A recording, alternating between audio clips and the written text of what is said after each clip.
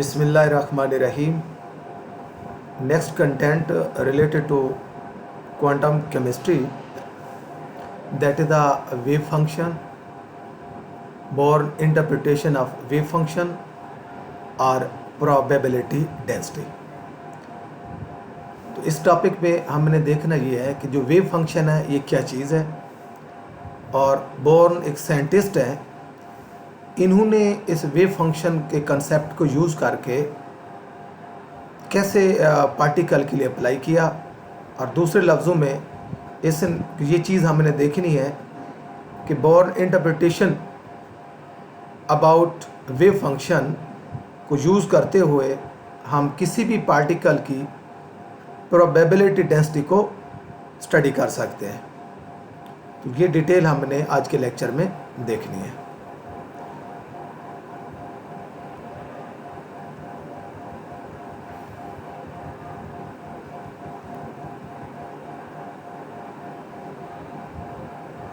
जी, सबसे पहले देखना है हमने what is the wave function.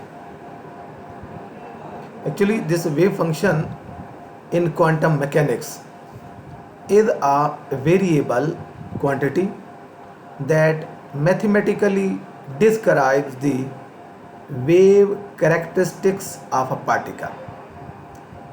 कि जो वेव फंक्शन है जिसको हम सही से शो करते हैं, ये किसी भी पार्टिकल के वेव पैरामीटर को एक्सप्लेन करता है।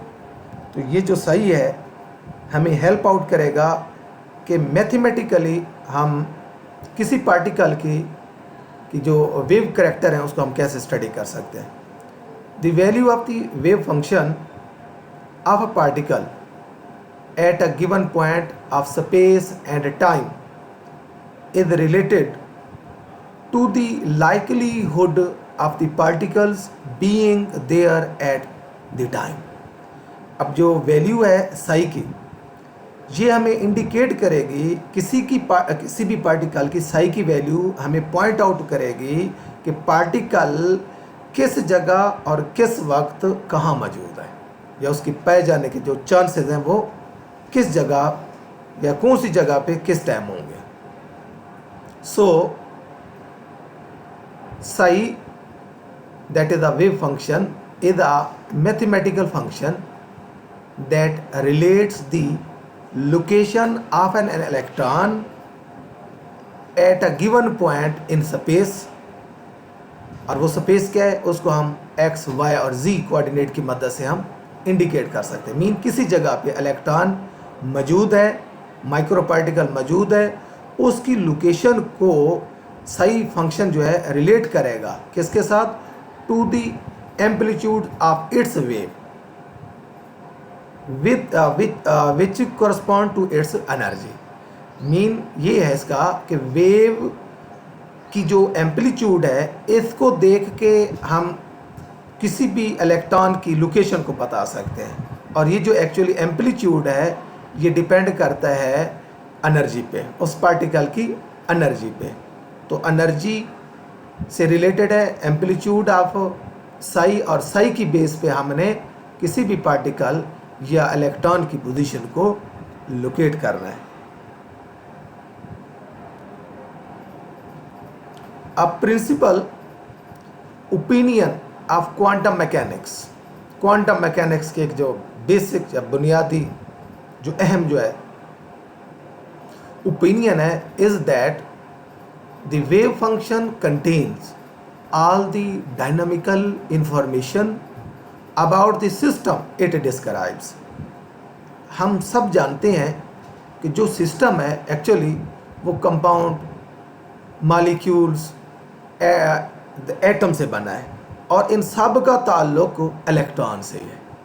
तो इलेक्ट्रॉन्स ही की बेस पे हम किसी भी एटम्स की इलेक्ट्रॉन की लोकेशन को देख के उसकी एनर्जी लोकेट करेंगे, उनकी पोजीशन लोकेट करेंगे, और उसी की बेस पे फिर हम एटम के बारे में बता सकते हैं कि एटम ग्राउंड स्टेट में, एक्साइटेड स्टेट में, या वो वाला जो सिस्टम है वो किस लेवल में है।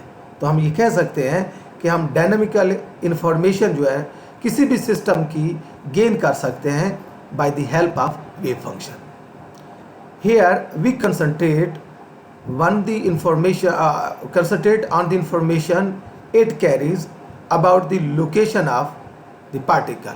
यहाँ अब हम जहाँ जिस पॉइंट पे कंसंट्रेट कर रहे हैं वो है लोकेशन ऑफ अ पार्टिकल।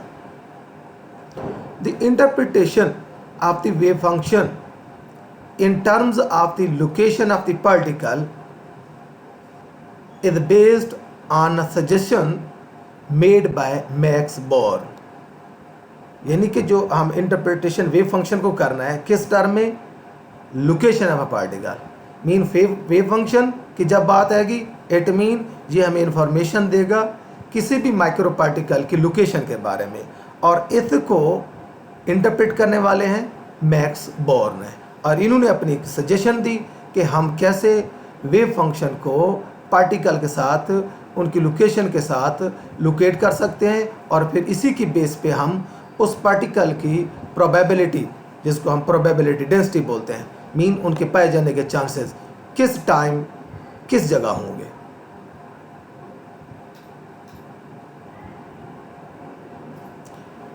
अब ये जो मैक्स बोर्न ने बोला वो ये है कि he made use of analogy with the wave theory of light.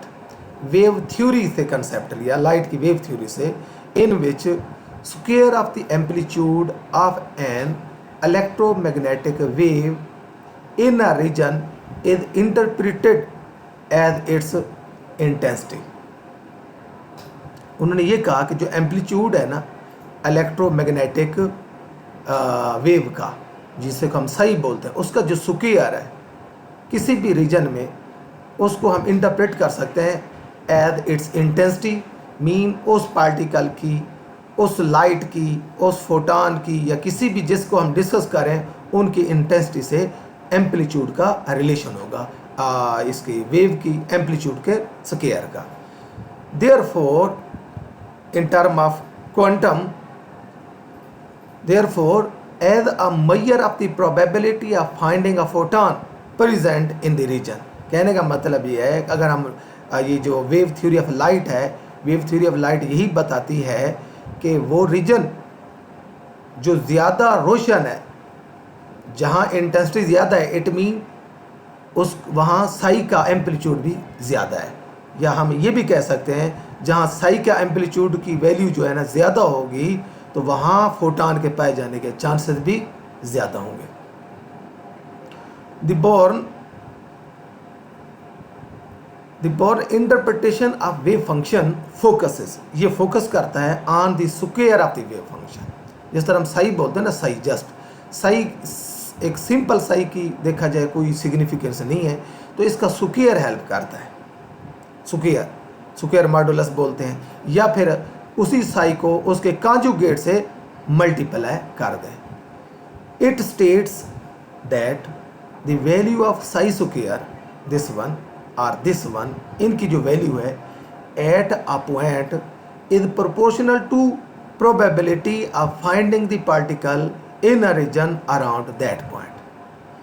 तो ये बोर्न ये कहता है कि किसी भी पॉइंट पर साई की वैल्यू ज़्यादा होगी तो उसी पॉइंट पर उस पार्टिकल के पाए जाने के चांसेस जो हैं वो ज़्यादा होंगे, उसके प्रोपोर्शनल होंगे। यानी कि साई की वैल्यू बढ़ती जाएगी तो उसके पाए जाने के चांसेस ज़्यादा बढ़ते जाएंगे। ये हम फिगर की तरफ भी आते हैं। यहाँ लेट्स सपोज इसी फिगर को देख लें तो जैसे जैसे ये साई का एम्पलीट्यूड बढ़ रहा है, इट मीन इसी रीजन में पाए जाने के चांसेस हैं, ठीक है, as compare to this region. अब इस पॉइंट को ले लें और इस पॉइंट को जब हम लेते हैं तो यहाँ पाए जाने के चांसेस ज़्यादा हैं इस पॉइंट पे इलेक्ट्रॉन के या माइक्रो पार्टिकल। लेकिन इसी को हम एंड तक ले जाएं तो मैक्सिमम जो है ना पॉइंट ये बनता है मैक्सिमम। तो ये मैक्सिमम, इसको हम डॉटेड लाइन शो कर रहे हैं, तो इस रीजन में ये वाला पॉइंट, इस रीजन में इलेक्ट्रॉन के पाए जाने के चांसेस ज़्यादा, because here the value of psi amplitude is maximum. ठीक है, और इसी तरह नेक्स्ट प्रोबेबिलिटी इस पॉइंट पे होगी। और यहाँ इसका कलर भी देखें, यहाँ ये कलर डिफरेंट है। मीन जब हम इसका स्पेक्ट्रम देखते हैं तो ये बताता है कि इस पॉइंट पे ये जो है ना एक ख़ास कलर दे रहा है, तो it mean here the finding of particle is maximum, और यहाँ भी मैक्सिमम चांसेस है। Specifically for a one dimensional system है, हमारा पार्टिकल है या हमारा इलेक्ट्रॉन है जो इस पॉइंट से मूव करना चाह रहा है इस तक, यहाँ तक। अब इस टोटल वॉल्यूम में कह दें या इस टोटल लेंथ में इलेक्ट्रॉन कहाँ मिलेगा, उसके मिलने के चांसेस कहाँ ज़्यादा हैं, तो ये एम्पलीट्यूड को हमने देखना है, एम्पलीट्यूड यहाँ ज़्यादा है। और एम्पलीट्यूड का कैसे पता चलेगा, उसका स्पेक्ट्रम बताएगा और इसका कलर भी चेंज होगा, यहाँ डार्क किस्म का कलर हमें मिल रहा है। और इसी तरह नेक्स्ट पॉइंट ये है, यहाँ मिल रहा है इलेक्ट्रॉन। तो ये प्रोबेबिलिटी इन पॉइंटों पे है। ये फिगर के बारे में ये हम एक्सप्लेन करें। दिस फिगर वेव फंक्शन या wave function is a probability amplitude. Probability amplitude mean locate करने का एम्पलीट्यूड है, in the sense that its square modulus this one और this one is a probability density. इसको क्या बोल सकते हैं, प्रोबेबिलिटी डेंसिटी बोल सकते हैं। The probability of finding a particle in the region dx located along x-axis is proportional to psi square delta x। यहाँ हम ये ले रहे हैं, एक जो देखा जाए ऐसे लगता है कि जैसे एक रॉड है, ये रॉड से मुराद ये है कि हमारे पास ये एक जो है ना डेल्टा एक्स पॉइंट है। ये क्या है, डेल्टा एक्स। यहाँ लोकेट करने के चांसेस, फाइंड आउट करने का मतलब है साई को डेल्टा एक्स से मल्टीप्लाई कर दें। ये हुआ probability at this point, mean दो हमने लाइनें ड्रॉ कर दी और इनको हमने ब्लूइश कलर कर दी। ये ब्लूइश कलर जो है ये डेल्टा एक्स हुआ और इससे पहले एक्स हुआ। तो इस तरह यानी कि एक्स से डेल्टा एक्स भी हम कह सकते हैं। We represent the probability density by the density of shading in the superimposed band. तो ये सुपर इम्पोज्ड बैंड जो हमें मिल रहा है, तो इस पॉइंट पे हम ये भी कह सकते हैं यहाँ इलेक्ट्रॉन के पाए जाने के चांसेस ज़्यादा, और इस पॉइंट पे लोकेट करना चाहते हैं तो इधर भी हम लोकेट कर सकते हैं, बता सकते हैं इलेक्ट्रॉन के चांसेस कहाँ कम है कहाँ ज़्यादा। अब यहाँ इस पॉइंट पे ज़्यादा है और जब या नेक्स्ट यहाँ पहुँचते हैं तो यहाँ पाए जाने के चांसेस कम है। और इसी तरह फिर एम्पलीट्यूड बढ़ गया और यहाँ पाए जाने के चांसेस ज़्यादा हुए। If the wave function of a particle has the value psi at some point x, some point कोई पॉइंट लोकेट कर दे उसके ऊपर psi की वैल्यू है, कुछ है वेव फंक्शन, उसको हम psi बोल रहे हैं, then the probability of finding the particle between x and x plus delta x is proportional to psi square delta x। तो अब डेल्टा एक्स जो पॉइंट आपने स्पेसिफाई करना, पहले तो एक्स रीजन में मूव कर रहा था, हम चाह रहे थे X to X plus delta X, इस रीजन में इलेक्ट्रॉन के पाए जाने के चांसेस क्या है, तो डेल्टा एक्स से हम मल्टीप्लाई कर देंगे। यानी कि ये वाला एक्स डेल्टा एक्स है, तो डेल्टा एक्स को हमने एम्पलीट्यूड स्क्वायर से मल्टीप्लाई करेंगे। Thus psi square is the probability density, and to obtain the probability it must be multiplied by the length of the infinitesimal region delta x। जो reason आपने, जिस reason में आप study करना चाह रहे हैं उसको, उस लेंथ को, या वॉल्यूम हो तो उस वॉल्यूम को आप हमने मल्टीप्लाई करना है। The wave function psi itself is called the probability amplitude, इसको बोलेंगे। For a particle free to move in three dimensional, for example an electron near a nucleus in an atom, the wave function depends on the point delta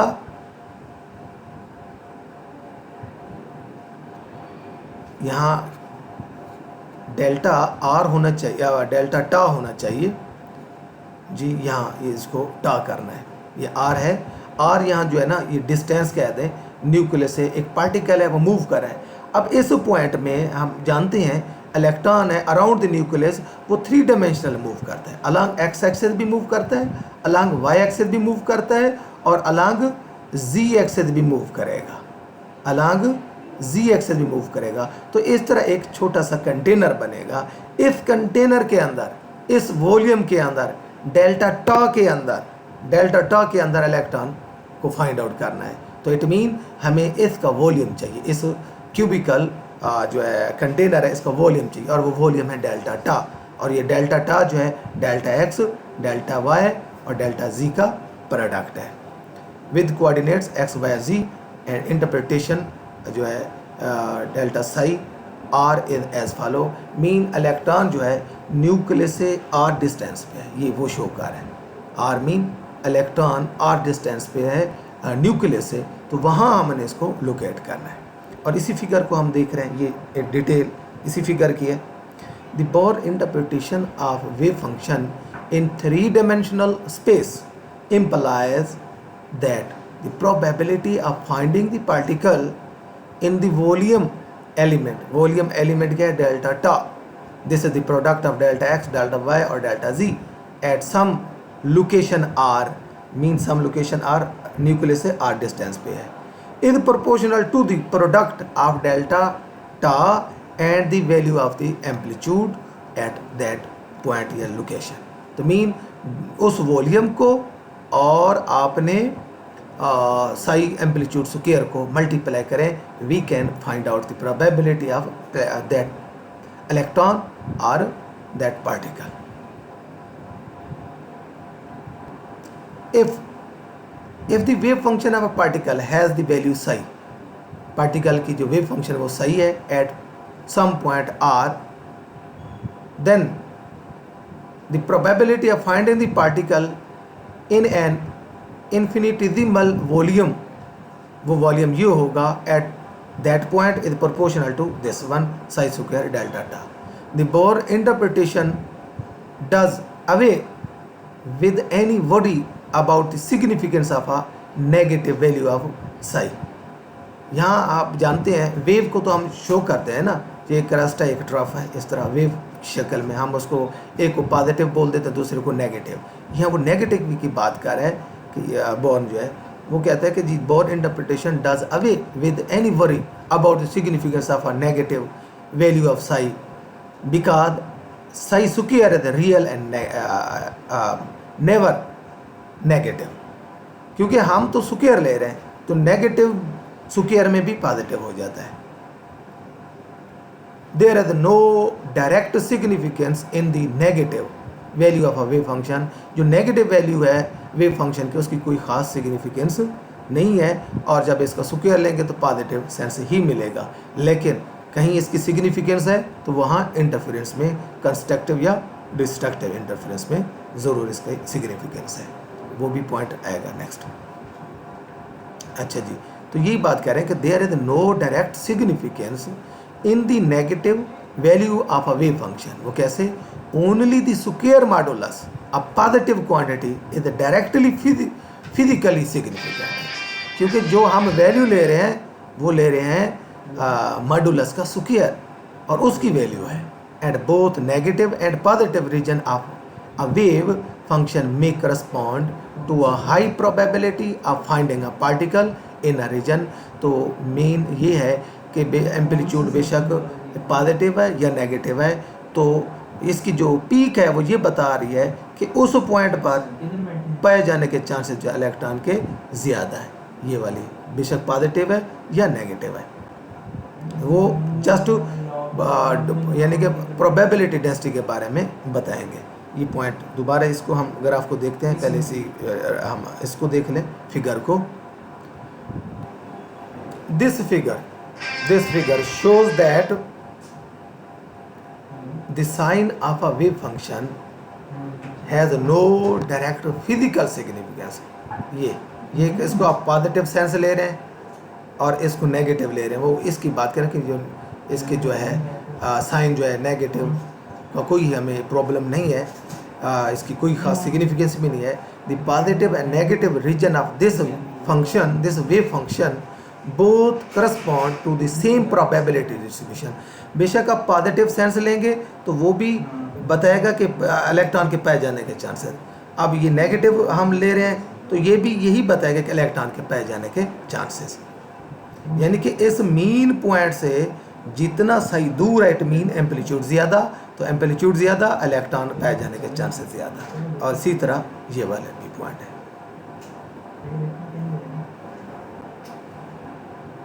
However, the presence of positive and negative regions of a wave function is of great indirect significance है। Indirect significance कहाँ? Because it gives rise to the possibility of constructive and destructive interference between different wave functions।